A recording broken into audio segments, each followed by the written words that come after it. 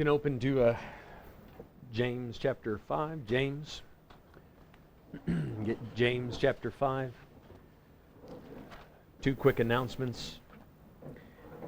I do not have the exam ready for James, but there will be one. Furthermore, I thought about it. I could have maybe rushed it in today, but I also want to give you time. You have another exam you're writing by next Sunday, I think. So I just wanted to give you time to get that one done. And then I'll give you the notes for James next week for that exam. And then we have some third-year degree students with us tonight. I think there's 3 of you. Please find me after class. I need to give you your essay assignments, the topics that you're going to write on. So please find me afterwards. All right, James chapter 5.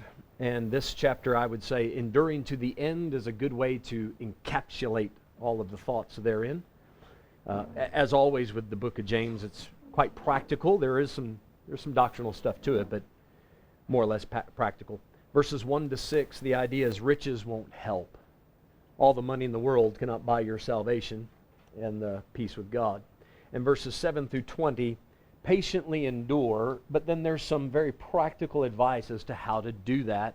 And I've just given you the verses all there, but you'll see as we go through a sincerity, let your yea be yea, be real, and then is mentioned. We'll talk about that momentarily. The local church is brought up, prayer brought up several times, and evangelism. So all of that combined is going to make a great difference for somebody trying to patiently endure, not just the tribulation, not just prophetically, but just patiently endure life, right? That's where the book started in chapter 1 and verse 2. My brethren, count it all joy when you fall into diverse temptations. The trying of your faith works patience. And there's great symmetry in the book. He starts with that thought. He's going to end up on that thought as well.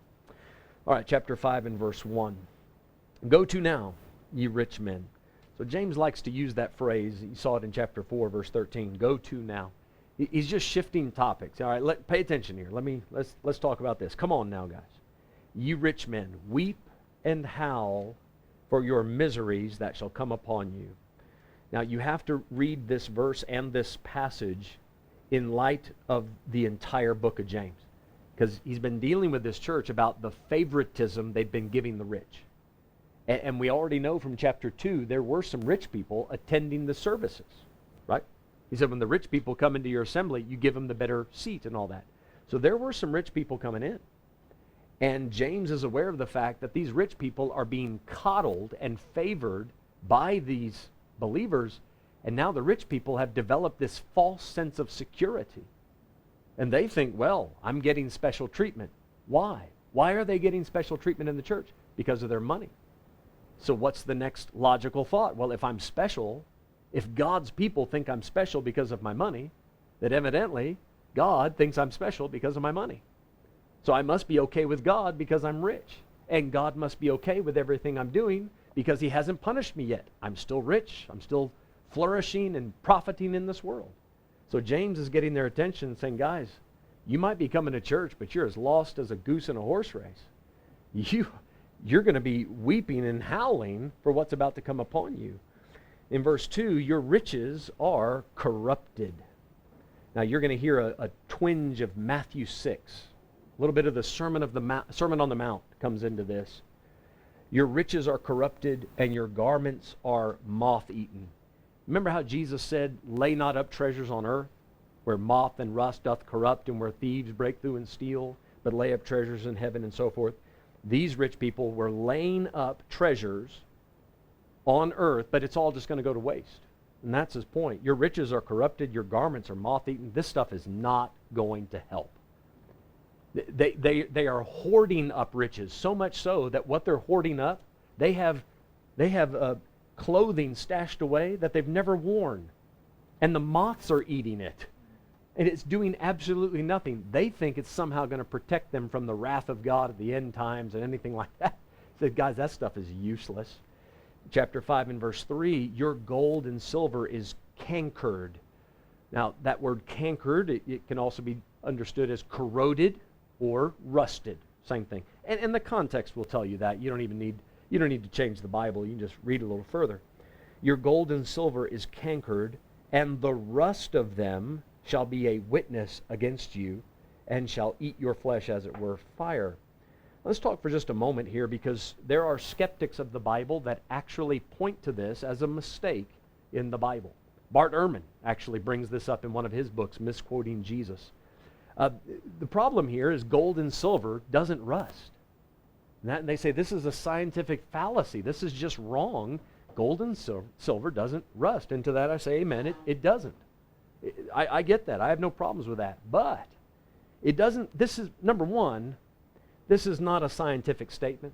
James is not trying to teach metal, metalworking stuff, metallurgy. How do you say that? Metallurgy? Metallurgy? Yeah, metallurgy. Okay, well that's how I'm saying it. That's how the emphasis on the syllable is metallurgy.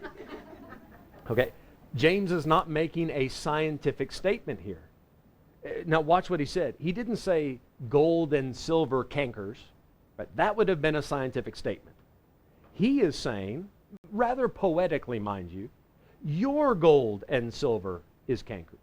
Now there's a bit of figurative language and poetry, can I say, in the passage, because look at how he said, it shall eat your flesh as it were fire. He's illustrating. So he is using some eloquent language to get across his point here. Down in verse 5, he talks about how they've nourished their hearts as in a day of slaughter. By using words like and as, you're illustrating. You're using a figure of speech. So that's something to be considered there. But I think it goes deeper than that. I think Bart Ehrman and all the rest miss something here. He says, your gold and silver is cankered. I don't have any reason to believe it wasn't, because this was a known thing in this time, and it still happens today, mind you. Somebody, a thief, a corrupt businessman, he would mix other metals with the gold and silver to kind of dilute it. He would put copper and tin to kind of fill it up, make it look bigger. And then when he says, I'm giving you so many pounds or whatever kgs of gold, it's not all gold. Well, then he makes the transaction. The guy goes home and says, look at this gold I got. But then after a while, that copper and tin shows up. And that stuff does start to rust. But it's because the rich people had corrupt business practices. So it's important to get the whole verse. Your gold and silver is cankered. Yes, it is, because you're dirty, under-the-table businessmen. That's what the issue was. All right. In verse number 3 at the end, he says, ye have heaped up treasure together for the last days. So they were aware of the message that they're hearing in this church, that, Jesus could come, be ready, such an hour as ye think not. And they say, okay, well then I'll get ready. And they piled up riches. Instead of repentance, riches. And I figured, this is how I will respond to this truth that Jesus is coming back. Surely he'll be happy if I have a pile of money to offer him when he shows up. In verse 4, he says, behold, the hire of the laborers who have reaped down your fields, which is of you kept back by fraud, crieth. Again, that's a figurative thing. The money's not actually going, ah. It's fancy language. It says something. And the cries of them which have reaped are entered into the ears of the Lord of Sabaoth. All right, now, he says, you guys have been cheating your employees. You're not paying the people properly. And one day God is going to execute judgment for this. There's going to be justice exacted, because that money that you're holding on to is saying something to God. And God's aware of it. Now the language is interesting here. It's entered into the ears of the Lord of Sabaoth. Sabaoth is actually, this is a transliteration from the Greek. So if you write this out and then just put it into Greek letters, it's Sabaoth. But the Greek word Sabaoth is a transliteration of the Hebrew word. And that Hebrew word, which, forgive me, I can't remember how to pronounce that, but that Hebrew word means armies or host. So you've heard this from the Old Testament, the Lord of hosts. That's the same phrase. So Paul used it once in Romans 9, and it's Lord of Sabaoth. And then here James used Lord of Sabaoth. And it's pointing towards the God of war. The Lord is a man of war, and he has multiple armies with him. So using high language here to get the point across, you have angered the leader of the known universe and he's going to bring all of his armies against you. That's quite a threat. In verse 5, ye have lived in pleasure on the earth and have been wanton. Well, the word wanton we don't use much anymore, but wanton is somebody who gets everything they want.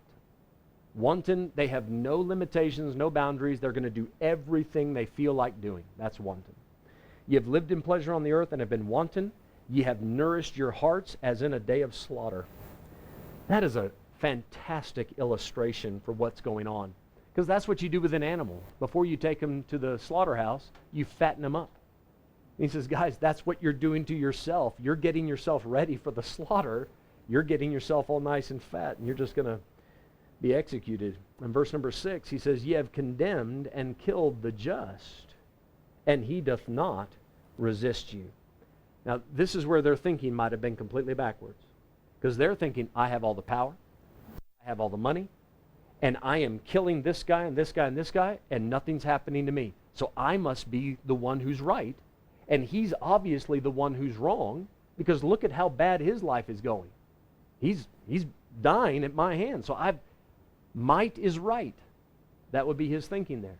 And then James is pointing out, listen, it's completely backwards. The guy that you're killing, he's actually the just one. That's the righteous man down there. So he says, you've condemned and killed the just. You're not the just one, and he doth not resist you. Don't take his lack of fighting against it as somehow an admission of guilt. He's not fighting against it because he's standing for his principles, his morals, his belief in Christ. Don't take this as him bowing the knee to your strange ideas of being right. He doth not resist you, but don't get the wrong idea about that. In verse 7, be patient, therefore, brethren. So now the chapter shifts. He's been talking, warning these rich people, you are not just, you're not righteous. The ones you're killing are. And now he's talking about this persecution. He pivots and he says, guys, I know you're going through a rough time. You got these rich people doing it to you. The government's doing it to you. Lots of people hate you. Be patient, therefore, brethren, unto the coming of the Lord. Behold, the husbandman waiteth for the precious fruit of the earth. See, James is giving them, again, a bit of poetry in this, but he's giving them a great compliment. You are the precious fruit of the earth. And God has a plan to rescue you. He is going to come eventually. The husbandman waiteth for the precious fruit of the earth, and hath long patience for it, until he receive the early and latter rain. Right, now the cycle or the seasons as they work in Israel, which of course James is writing to a crowd in that part of the world, right around October-ish, they plant. And then a few weeks after planting, they expect rain. That's the early rain. And that just helps the plants take root properly and get them growing properly. So you need that. But then a few weeks before the harvest, which is usually around May-ish, a few weeks before that, there is the latter rain, and that helps the plants finish growing, ripen all of the way, wash off whatever might be hurting the plant, and it gets the plant all the way to fruition and ready to harvest. I believe what he's indicating here is God is not done working.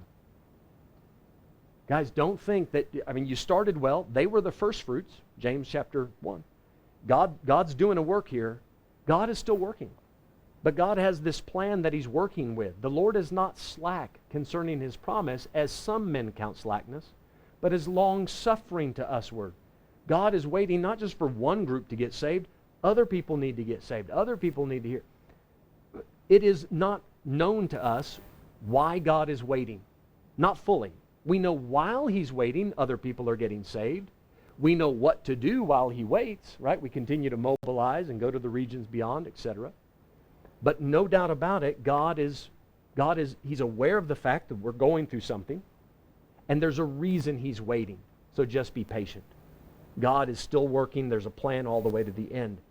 God, I think to flip this over, just because you're being persecuted, don't expect God to yank you out of the field right away to save you from the scorching sun. Because that would be the temptation to think, oh, it's getting hot in here. God, get us out. Well, okay, if that was the only reason, right? If that's the only thing going on, and okay, spare the suffering. But there's a bigger plan. So just be patient. In verse 8, be ye also patient. Right? The Lord is being patient. God is waiting, so you do likewise. Be ye also patient. Establish your hearts. Here's another way to say it. Brace yourself. Brace yourself. Because there's no guarantee it's going to get easier as you go on. So, be patient. Establish your hearts. Make sure you know why you believe, what you believe, and be ready for whatever might come. For the coming of the Lord draweth nigh. You don't want to quit before He comes back. Wouldn't that be awful? Have you ever thought about that? Can you imagine saying, God, I've had enough. I quit. I give up. This is not worth it. God, I don't want to do this anymore. This is just annoying. Enough. And then you walk off all huffy and puffy, and there I showed him, and 5 minutes later, the trumpet sound. All right, Lord, I'm back in. There's just never a good time to quit. Right? When is there a good time to quit? The only time to quit, right, is when the trumpet sounds. Then you can rest. Until then, just know the coming of the Lord is upon us. So stay ready. In verse 9, grudge not one against another. So now you're already getting pressure from the world, from the rich, from the government, etc. Don't give each other grief. Don't make it harder on each other. The last place we need difficulties is from within. Grudge not one against another. If I can pull Brother Garrett's lessons on the book of Job into this, we don't need to have Eliphaz, Bildad, and Zophar accusing the Job in the church, going, hey, I see you're really going through a rough time. Persecuted, lost all your stuff, they burned your house down, your wife left you. You know what? You must be wicked. Right? That's what you don't need at that particular moment. And that would be the grudging against each other. Jumping, making quick judgments about why they're suffering, because there's a lot of suffering at this time in the church. So we don't need the mystical moralizer, the harsh traditionalist, or the dogmatic accuser. Did I get it right? There it is, 3 points, man. That's how you advertise for Sunday school right there. Jesus will come and He will do the judging. Right? Jesus will determine if that brother is suffering because of something he did wrong, or if he's just being persecuted for righteousness' sake. You let Jesus sort that out. I guarantee you don't know all the story like He does. And even if you do know all the story, build him up and help him. Right? Don't grudge against him. Make it difficult. Grudge not one against another, brethren, lest ye be condemned. Jesus will judge you for judging that man harshly. Behold, he says, the judge standeth before the door. It's kind of this picture right here. It means he is illustrating again that the Lord's coming is very nigh. But here I am wagging my finger. Look at you going through all that stuff. I know you're just a wicked man. And then Jesus is right behind you at the door going, can I please do the judging? Can you please get out of the way? Let me do this. You're in my spot. So, verse number 10, take my brethren, the prophets, who have spoken in the name of the Lord, for an example of suffering, affliction, and of patience. Now, I'll encourage you on your own, as you read through the Bible, especially you get to the latter section of the Old Testament, pay attention as you read through the prophets to their story and what they went through, and keep this verse in mind, the example they set. There's a couple of threads that run through all of them. They are always the minority. Always. Always. These men that stand up, rarely do they get a good reaction. Rarely. They're always right in what they're saying, and the people rarely respond positively and properly. There's one preacher that got a great response. You know who that is, right? It's Jonah. And he was upset that he got a great response. I mean, the irony in that, of all the revivals that break out, and he said, I knew it. I wanted you to kill them, God, and now you're having mercy. So aside from Jonah, maybe you leave him out of the list. The rest of them, they suffered, and yet they stood true. They stood true. So I'm going to kind of leave that. There's a lot we could say there, but you'll see that as you read. Now, verse 11, he says, behold, we count them happy which endure. Right, we count them happy. How is that? Because when we look back at Isaiah, Jeremiah, Ezekiel, etc., right now, we count them. He's not saying back then they were counted happy. Right now, we count them happy. How so? I am completely convinced that Isaiah is glad he did what he did. I bet Ezekiel is up in heaven right now going, thank God I didn't give in to what those people wanted me to say. Right? All the way down through all the prophets. I'm so glad I didn't give in to peer pressure. I didn't compromise the message. I stood true, and man, did it hurt.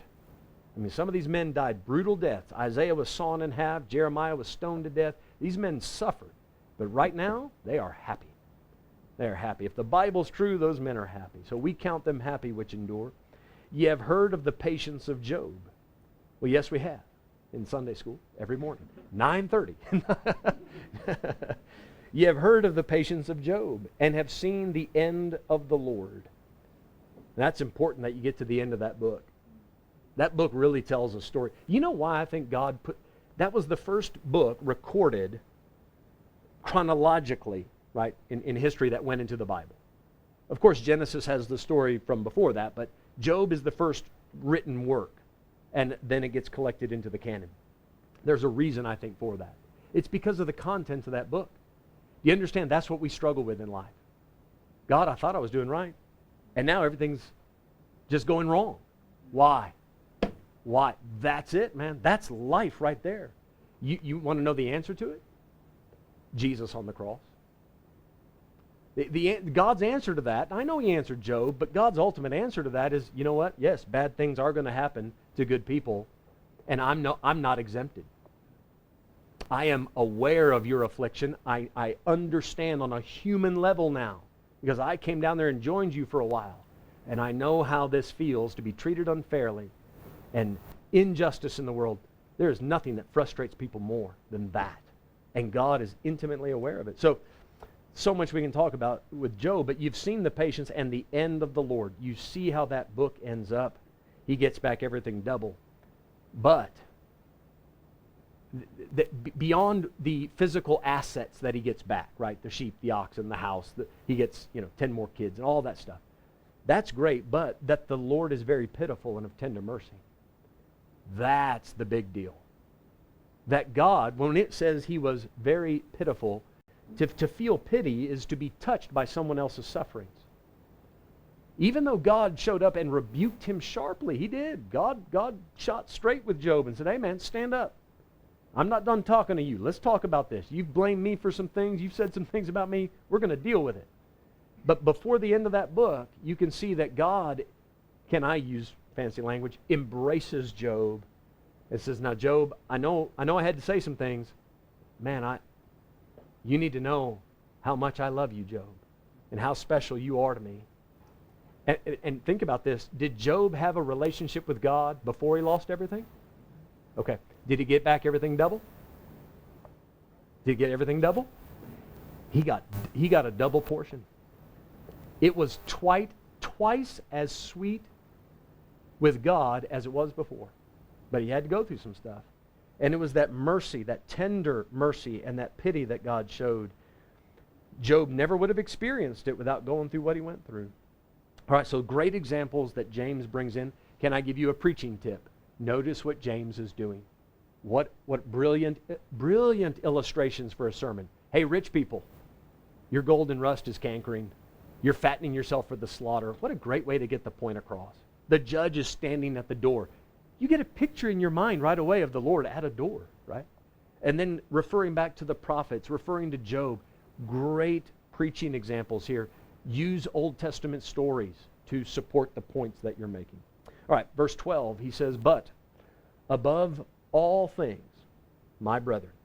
So he says, all this stuff is important. Well, let me point there. All this stuff, this patient, and all of this is important. But above all things, then he's going to come to this. You've got to have this, guys. But above all things, my brethren, swear not, neither by heaven, neither by the earth, neither by any other oath, but let your yea be yea, and your nay, nay, lest ye fall into condemnation. Why would somebody need to swear by heaven or earth or some other oath? This is something, again, Sermon on the Mount. Jesus dealt with this in Matthew 5. This is where the quote comes from, yea, yea, nay, nay. That's Matthew 5.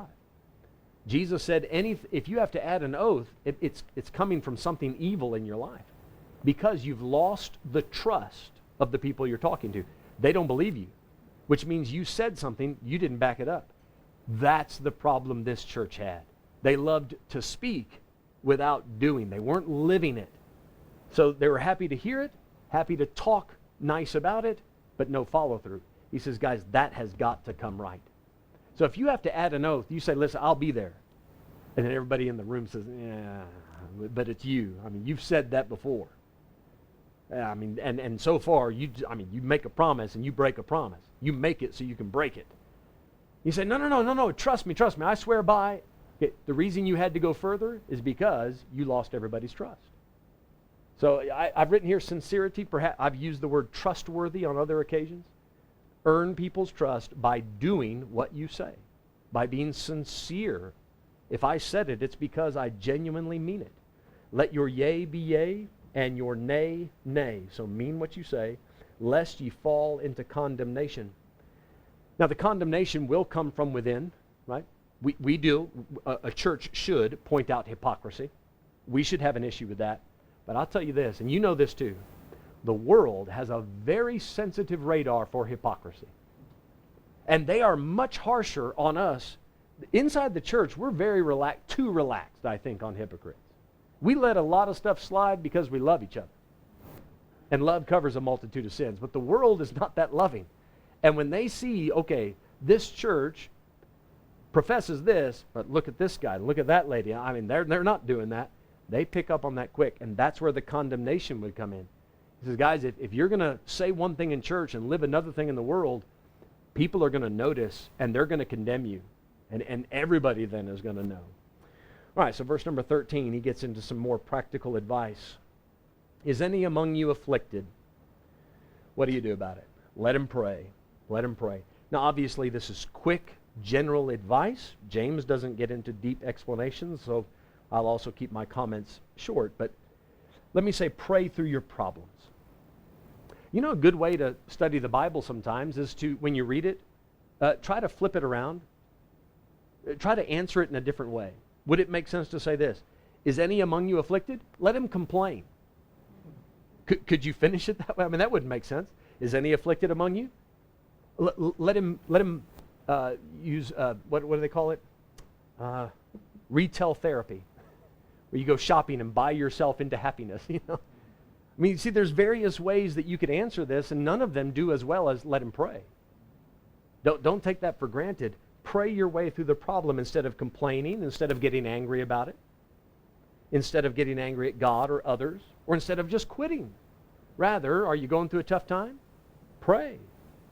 Now again, you go to the Old Testament, you see Moses keen to do this, the prophets, many of them, the righteous men in the Old Testament, Daniel, they would fall on their face in prayer. When they were challenged, they would pray.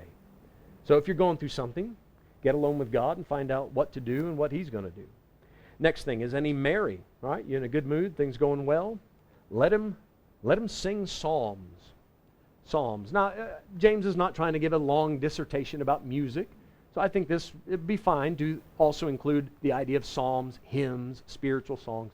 The idea here is, if things are going well and kind of on a mountaintop, express your joy. Let that thing be known. Sing. And it gives us a great opportunity to talk about how powerful the right kind of music is. It should be part of your daily life. Your daily walk with God should have some singing in there, whether you're the one singing or you have someone else, you know, you're playing okay, I was about to say rent somebody to sing to you. That's don't do that. Oh, my imagination. Yeah, just YouTube, you know, a CD, something, but it really does minister to your soul to do that. It ministers grace. Garrett and I were talking about it the other day in the book of Psalms, how many times you find David singing praise to the Lord, and he's expressing this joy to God, and it ministers to him and builds him up at the same time. Right, so if you're in a good mood, then sing psalms. Verse 14, is any sick among you? All right, well, you're never going to have a time where this isn't true. There's always going to be sick people all over the world. It's going to be part of local churches. Is any sick among you? Let him call for the elders of the church. All right, well, if I can just briefly say, if you're not part of a local church, how can you obey this? Right? It's just assumed if you're saved, you're in a church, and that's how you're going to fulfill these things. Is any sick among you? Let him call for the elders of the church, and let them pray over him, anointing him with oil in the name of the Lord. All right, first of all, let me say, this verse, this passage, does not exclude doctors. Right? This does not mean you cannot use a doctor.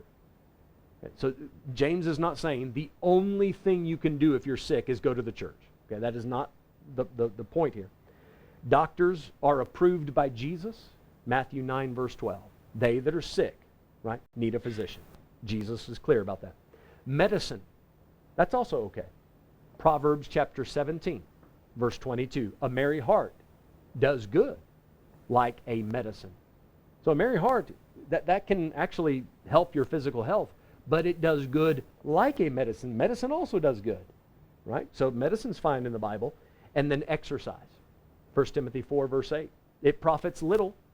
The little profit it will give you is improving your health in this life, right? It won't improve your eternity. It's not going to make you spiritual, but it will improve your health. So there's other things you can do about your health. You can see the doctor. You can get whatever pills, whatever remedy, right, that you might need. All of that's fine. Something I was going to mention in there. Oh, that's it. Yeah, okay, I'm coming to that now. So doctors, pills, exercise, fine. What this verse is giving you is another option. If you have exhausted, or even if you're in the process of using those other options and you're not coming right, then you might want to head down to the church and get some additional help. That's all this verse is giving you. So are you sick? All right, go for the elders of the church. Let them pray over him. Now that's a broad thing. We're going to talk more in verse 15 now.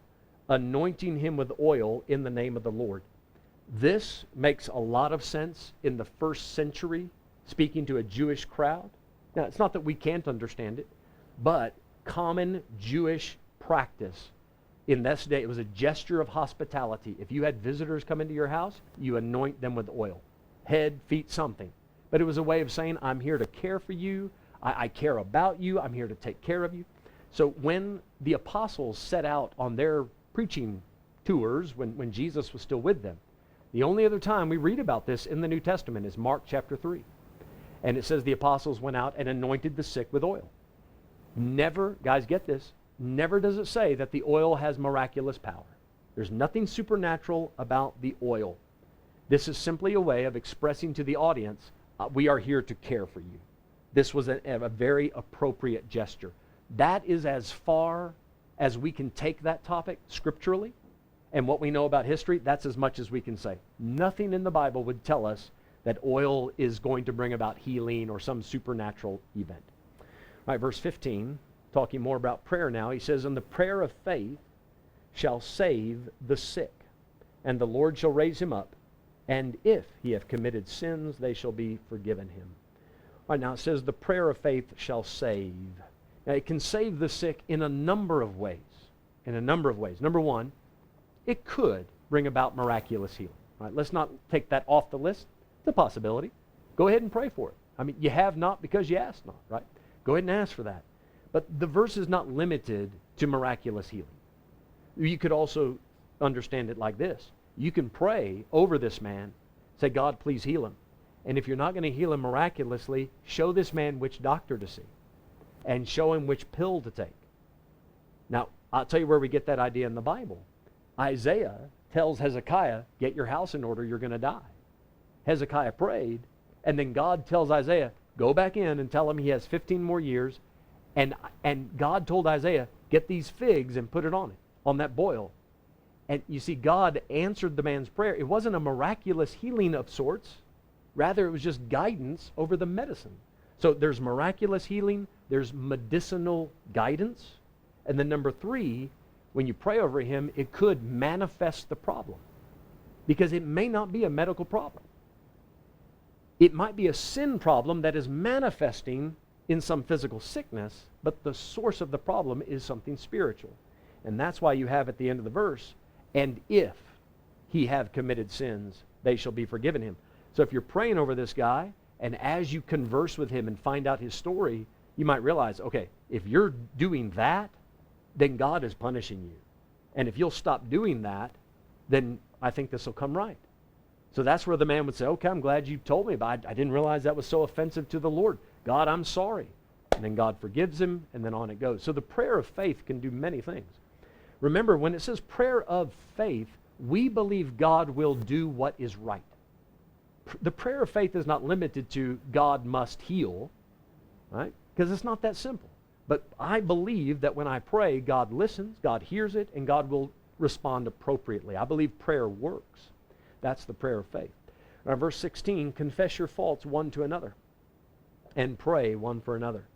And this verse obviously is used by the Catholic Church as you step into the confessional, that little booth. How many of you have ever seen a Catholic confessional?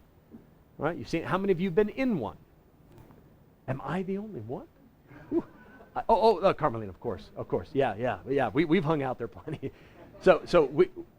I've been there enough for all of you. My first confession, I stepped into that booth, and I was 8 years old, and I was taught in Sunday school how to do this. There's a certain thing you have to say when you walk in. My first confession, I actually faced the priest, so I could see him eye to eye. I sat right across from him. I was so scared. That is the most scared I've been as an 8-year-old. I sat there and I said, in the name of the Father, Son, and the Holy Spirit, amen. Father, bless me, Father, if I have sinned. I have not yet had confession. This is my first confession. Because after that, you have to tell them how long it's been. Every time after that, bless me, Father, for I have sinned. It has been 2 weeks since my last confession, and these are my sins. I mean, you can hear, it just comes natural off the tongue because I did it so much. You're not allowed to take communion if you haven't gone to confession. So you got to go to confession on Saturday so you can take communion on Sunday, because if you die without taking communion, you go to hell. Anyway, so confess your faults. Now, after I saw the priest that one time, I never wanted to have that experience again. After that, I just spoke through the veil. They have that little screen you can talk through, like you're ordering from a drive-through. Okay. I could get real cheeky there. Let me leave that out. I can start telling jokes, but I'll let you tell them on your way home. I know you will. The verse is not talking about confessing your individual sins to some other man, expecting that man to grant you forgiveness. But that's not what the verse is indicating. But, hey, let's read it the way it stands. Confess your faults one to another. There is an aspect of this where you sit down and tell somebody else what you've been doing. But within its context. Pastor, or in this case, pastors, I'm struggling with this and this sickness. And then the pastors would begin to ask some questions. All right, well, tell me what's going on. What have you been doing in your spare time? How do you use your computer? What do you look at on your phone? Who do you talk to? What kind of... we'll investigate, right? With your permission. We're not going to start looking into stuff you didn't give us permission to. We're going to let you confess it. And then once you've told us, we say, hey, okay, well, this is a big deal. This is not okay. And then we patiently instruct you how to get that thing right. Galatians 6 verse 1, you want to write that next to it. Galatians 6 and 1. You restore such an one in the spirit of meekness. If he's confessing it, he's sorry about this. Right? He wants to come right. That's at least the fair assumption. So then you go about restoring him. And that will be the next thing. Pray one for another. Now that you've told me what you're struggling with, this ongoing problem in your life, I'm going to be praying that God helps you get some victory in that area. So that's the next step. Confess your faults one to another and pray one for another that you may be healed. The healing can be in two ways. Physically, sure, but spiritually. There's obviously a spiritual problem in the context. So both things are true there.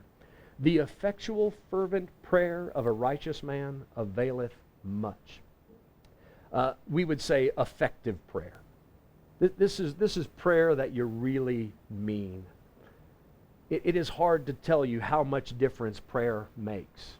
I don't know how to put that into words, actually. But the effectual, fervent prayer of a righteous man avails much. So you can see there's much in this. A righteous man, if you're living an unrighteous life, right, that sin aspect is going to hinder your prayers. But the effectual, fervent prayer. Guys, you know this from a practical level. If somebody comes to you and asks for help and they don't seem serious, they don't seem concerned, just kind of off the cuff, I may not take that as seriously. But if somebody comes and they are desperate, their desperation does factor into my decision. It does. Somebody comes after the service and says, Pastor, can I talk to you? And I said, you know what, a little bit, no problem, that's not a big deal. Okay, well then, I'm gonna wait for the guy who comes and says, Pastor, please, I don't think it can wait. Can I talk to you right now? Yes, by all means, let's talk about that. So the effectual, fervent aspect of it is going to make a difference. And then he's going to illustrate that, again, using Old Testament stories. Verse 17, Elias, we would say Elijah. Elias was a man subject to like passions as we are. I don't know, man. Really? Really? He's just like us? Really? I don't meet too many people like Elijah. I don't feel much like him. But biblically, I know that's true. Elijah was a sinner like us. Elijah went through problems just like we do. Elijah got horribly depressed, wanted to die, right? I get it. I can sympathize.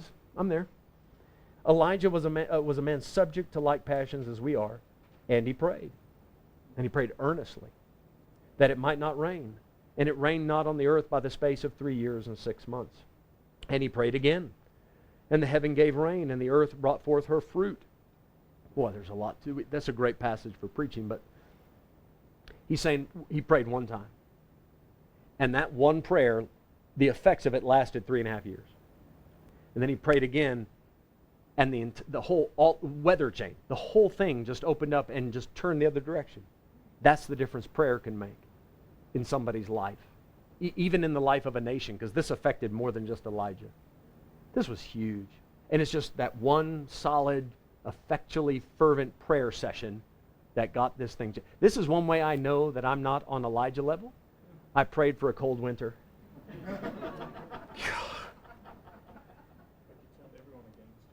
Thanks. Thanks. Yes, I ended up making enemies. Thank you for pointing that out, brother. What does that say about grudge not one? Anyway. I prayed for a cold winter, and as you know, that didn't work out. So something's got to change. Oh, God help me, I got to pray better. Oh, we got to pray more for that. Sure, that was rough. Anyway, 3.5 years.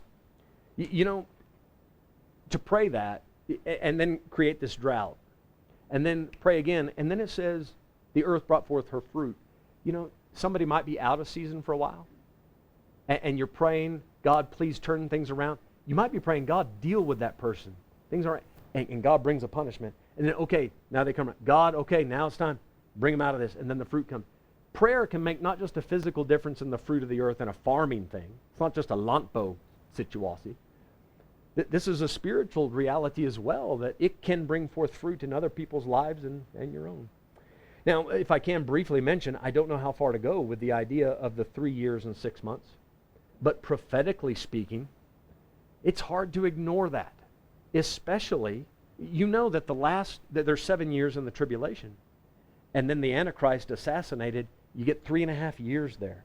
But in that time, in Revelation chapter 11 and verse 6, it speaks about the two witnesses who are undoubtedly Moses and Elijah, because it references them in Revelation 11 and 6. It says, these have power to shut heaven.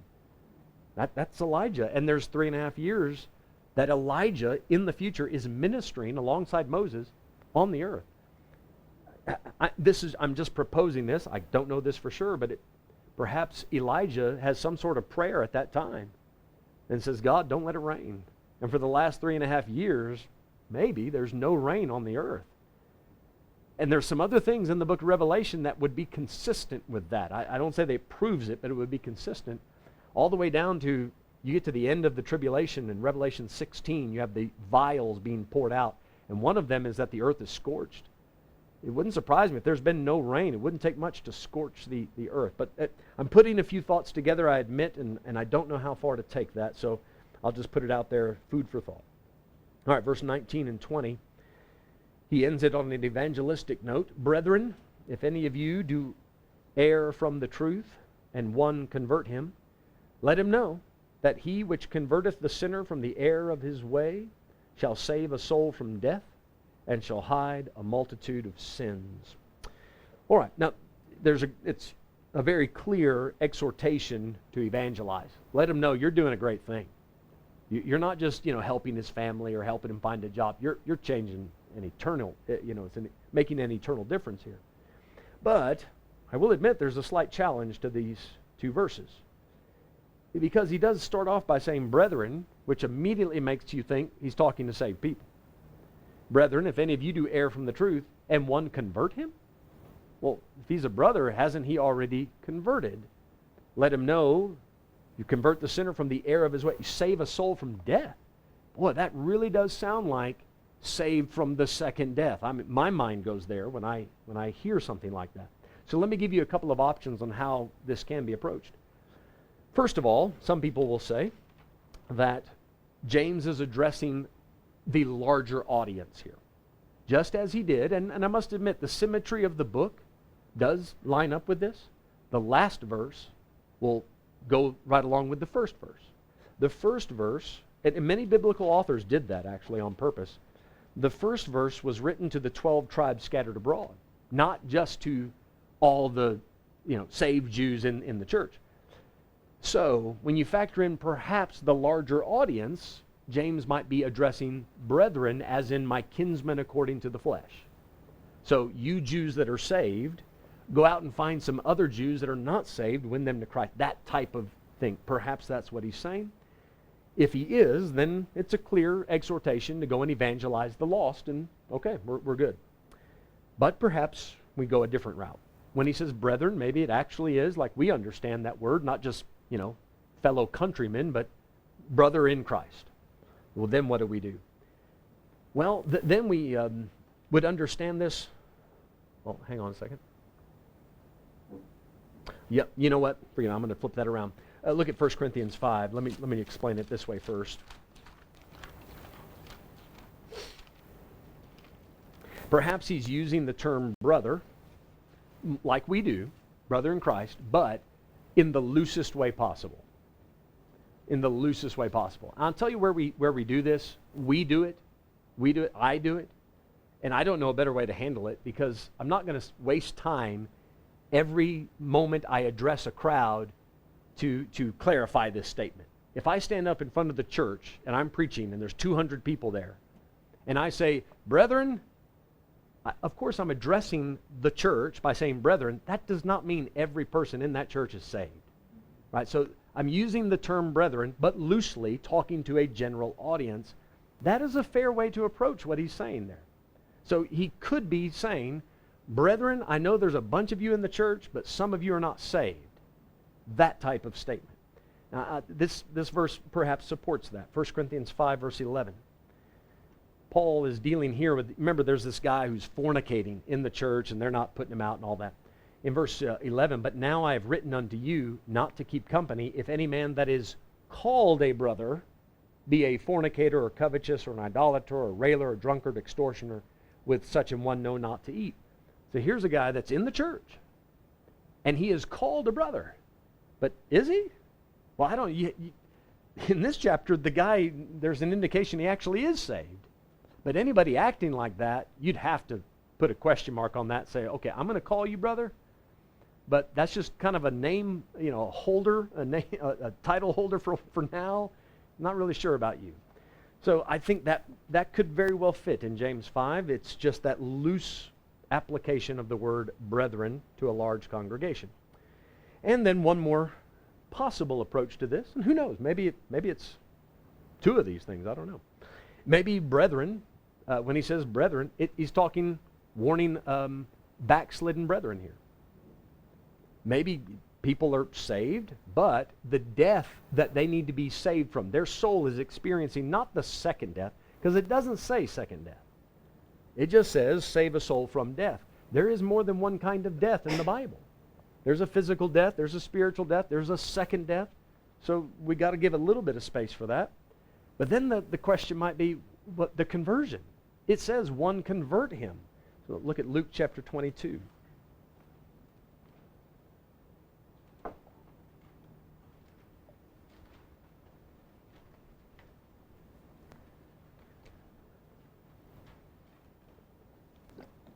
Luke chapter 22.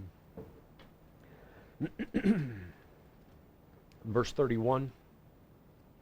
Luke 22:31. Jesus speaking here, and the Lord said, Simon, Simon, behold, Satan hath desired to have you, that he may sift you as wheat. But I have prayed for thee, that thy faith fail not, and when thou art converted, strengthen thy brethren. So here's a guy that, Peter, yes, he does deny the Lord. There's this momentary lapse, and I will admit a bit of a theological question mark on if Peter had died before John 21, what do we do with him? I don't know. I mean, that's a tricky subject and a good one. I enjoy that conversation. But nevertheless, you can see if a brother is in this condition, because I don't think anybody would hesitate to call Peter a disciple, right? Pre-denial, he's a disciple. But then Jesus is acknowledging you're going to have a faltering moment and need of conversion. Boy, he believed that Jesus was the Messiah. His denial was a momentary lapse, that we know it was momentary because when Jesus rose from the dead, Peter is there with him, right? He's in the upper room. He runs out to the tomb to see if it's true or not. So Peter is still right there with him. That was a momentary thing. But nevertheless, conversion is part of that language that is used for somebody that is backslidden. So perhaps that applies in James 5. Brethren, if any of you do err from the truth. So you had the truth, but then to whatever capacity, to whatever extent, you messed up with it. Whether that's just you're not practicing the truth, or maybe you got confused with some false doctrine, whatever. And one convert him, all right? So now you're backslidden, but you got right. Let him know that he which converteth the sinner from the error of his way shall save a soul from death, and shall hide a multitude of sins. So this guy was living this worldly, carnal life, and now he's back where he needs to be. Now let me give you a couple other verses just to support that further. Look at Romans 8. I want to talk about the soul being saved from death. That phrase by itself obviously works in an eternal sense and second death, but I think there's room to understand it in a slightly different way here. Romans 8, verse 6. Romans 8 and 6, it says, for to be carnally minded is death. But a Christian is capable of being carnally minded. I mean, that's the reason this chapter is written, is to warn Christians to not be carnally minded. But it says, to be carnally minded is death. But to be spiritually minded is life and peace. So you're going to find these three things used interchangeably. Death, darkness, and sleep. And then the other side of that, of course, life, light, and sobriety. It actually taught, if you're awake, you're paying attention. So you're vigilant, you're sober, you're watching. So there are many exhortations throughout the epistles. We are not children of the darkness. We are of the light. You were sometimes darkness, but now you're light in the Lord. But then there's this exhortation, you are light, so now you need to live like it. So I am light, right? Because I'm connected to Jesus, but I can still walk in darkness. Right? That doesn't, my state and my standing are two different things. My standing is I am a child of light. But if I walk in darkness, that affects my standing. Did I have that right? My state, my temporary condition. All right, so look at Ephesians 5.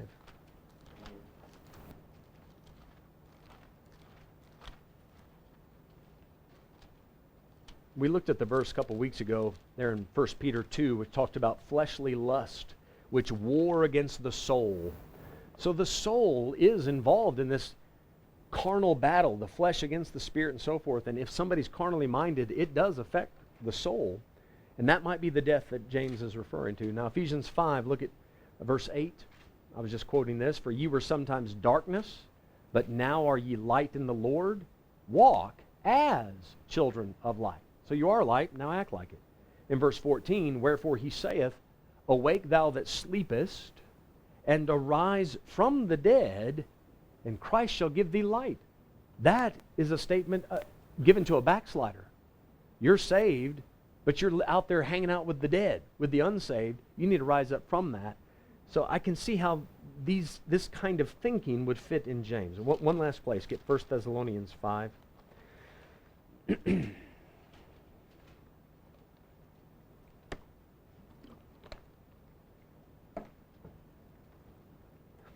Verse 4. Now this is on the heels of talking about the Lord coming back. He says, "But ye, brethren, are not in darkness, that that day should overtake you as a thief." So you guys know better. Verse 5, "Ye are all the children of light, and the children of the day." Now see, that's your standing. That's a doctrinal reality. It doesn't matter how you live. That's the facts. He says, "We are not of the night nor of darkness. Therefore," because this is doctrinally true, then this should be the next thing that happens. "Therefore let us not sleep as do others, but let us watch and be sober. For they that sleep, sleep in the night. They that be drunken are drunken in the night. But let us who are of the day be sober, putting on the breastplate of faith and of love, for an helmet the hope of salvation," etc. So you can see Paul saying, we are children of the day and of the light, but that doesn't mean we're never going to sleep. We still have to be vigilant about this and not live like the world. So I think there's room. When I read James, I can see this going a couple of ways. And I will admit to you, I'm happy to leave a question mark there, because I'm not exactly sure if it's, like I say, a loose exhortation to, a loose use of the word brethren just to evangelize the lost within the church, or perhaps the backslider who is saved. So I think it could go either way.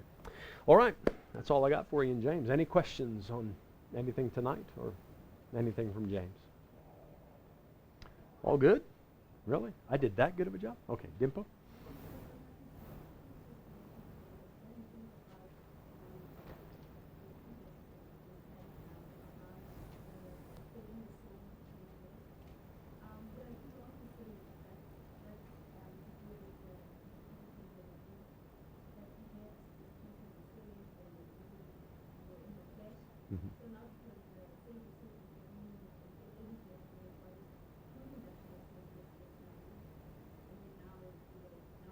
Oh, save the soul from, that would be maybe saving the soul from the punishment of physical death?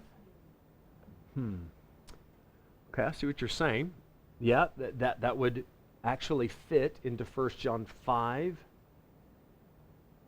where it talks about there's a sin unto death, there's a sin not unto death. That's interesting. Let me just check something quickly on that. Yes, my only hang up there is the soul. And that's why in my explanations here, there's a spiritual aspect to that soul being saved from death. The soul is the thing experiencing that darkness and that that sleepiness of backsliding. Dimple, I'll think on that a little bit more. My first reaction to what you're saying is you are explaining a biblical reality that somebody who is backslidden, God can reprove them, and if they don't get right, it can lead to their physical demise. That is a reality. I'm not sure that's what James is getting at, but yeah, I'll ponder that a bit. Yeah, decent thought. Anything else? All good? Okay. I don't have the list. Oh, there it is. I think we're back to the top of the list, which means, yep, Brother Alec, can you please dismiss us in prayer?